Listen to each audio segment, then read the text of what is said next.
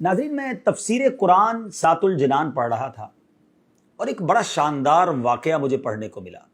قرآن پاک کی ایک آیت کے تحت یہ واقعہ مفتی صاحب نے لکھا اور حدیث پاک میں گویا یہ واقعہ ہے، اور یہ پیارے آقا علیہ الصلوۃ والسلام کے دور میں ہوا۔ ماجرا یہ تھا کہ ایک شخص جس کا نام تھا ثعلبہ پیارے آقا علیہ الصلوۃ والسلام کے پاس آیا اور کہتا، حضور میرے مال میں برکت کی دعا کر دیں۔ میں اس واقعے کا خلاصہ پیش کر رہا ہوں۔ تو پیارے آقا علیہ الصلوۃ والسلام نے فرمایا، اے ثعلبہ، وہ اچھا ہے مال جس پر تم اللہ کا شکر ادا کر سکو، چاہے وہ تھوڑا ہو، اس زیادہ مال سے بہتر ہے جس کا تم شکر ہی ادا نہ کر سکو۔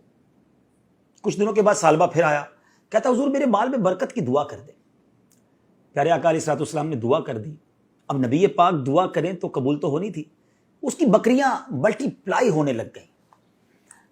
اب اتنی بکریاں ہو گئی کہ مدینہ منورہ میں جگہ ہی نہ بچی جہاں وہ اپنی بکریاں رکھ سکتا۔ وہ اپنی بکریوں کو لے کر شہر سے باہر جنگل میں چلا گیا۔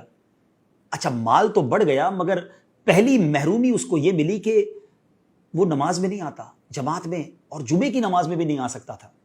نبی پاک علیہ الصلوۃ والسلام نے پوچھا، ثعلبہ کا کیا حال ہے؟ صحابہ کرام نے کہا، حضور بہت پیسے ہو گئے، بڑا مال ہو گیا، اتنی بکریاں ہو گئی کہ اب مدینے میں جگہ ہی نہیں رکھنے کی۔ نبی پاک علیہ الصلوۃ والسلام نے فرمایا، ثعلبہ پر افسوس ہے۔ اب نبی پاک نے یہ فرمایا تو دیر از سم تھنگ رانگ۔ اب کیا ہوا؟ اتنی بکریاں بڑھ گئیں کہ اب جنگل میں بھی جگہ نہ بچی۔ پیارے آقا علیہ الصلوۃ والسلام نے صحابہ کرام کو آرڈر دیا کہ جاؤ اور لوگوں سے زکوٰۃ وصول کرو۔ صحابہ کرام زکوٰۃ لیتے لیتے ثعلبہ کے پاس پہنچے اور کہا کہ تم نے بھی زکوٰۃ دینی ہے۔ جب اس نے کیلکولیٹ کیا تو زکوٰۃ میں تو بہت ساری بکریاں دینی پڑ جاتی۔ کہتا ہے، مجھے تو یہ ٹیکس معلوم ہو رہا ہے، میں بعد میں بتاؤں گا۔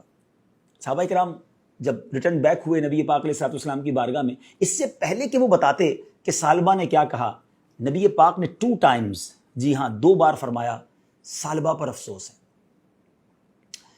اب ثعلبہ کو پتہ چلا کہ نبی پاک علیہ الصلوۃ والسلام ناراض ہو گئے۔ وہ آیا پیارے آقا کی بارگاہ میں، کہا، حضور معاف کر دیں، یہ زکوٰۃ لے لیں۔ مگر اس کے آنے سے پہلے قرآن پاک کی ایک آیت نازل ہو چکی تھی، اور ان میں کچھ وہ ہیں جنہوں نے اللہ سے عہد کیا ہوا ہے کہ اگر اللہ ہمیں اپنے فضل سے دے گا تو ہم ضرور صدقہ دیں گے اور ہم ضرور صالحین میں سے ہو جائیں گے۔ پھر جب اللہ نے انہیں اپنے فضل سے عطا فرمایا تو اس میں بخل کرنے لگے اور منہ پھیر کر پلٹ گئے، وعدہ خلافی کی اللہ سے۔ پیارے آقا علیہ الصلوۃ والسلام نے اس کی زکوٰۃ، اس کا مال قبول نہیں کیا، اسے ریٹرن کر دیا۔ اب ثعلبہ سر پر خاک ڈالتا ہوا واپس ہوا۔ پیارے آقا علیہ الصلوۃ والسلام ظاہری طور پر پردہ فرما گئے دنیا سے۔ حضرت ابوبکر صدیق کا دور آیا، ثعلبہ پھر آیا، کہتا، حضور میری زکوٰۃ لے لیں۔ حضرت ابوبکر صدیق نے کہا، جب نبی پاک نے نہیں لی تو میں کیوں لوں؟ اس کو واپس کر دیا۔ وہ حضرت عمر فاروق کے دور میں آیا، حضرت عمر فاروق نے بھی لوٹا دیا۔ سیدنا عثمان غنی رضی اللہ تعالیٰ عنہ کے دور میں اس کا انتقال ہو گیا۔ ناظرین، اس واقعے کے بعد قبلہ مفتی قاسم صاحب نے تفسیر قرآن سرات الجنان میں کمال کی باتیں لکھی کہ آج ہم کیا کرتے ہیں؟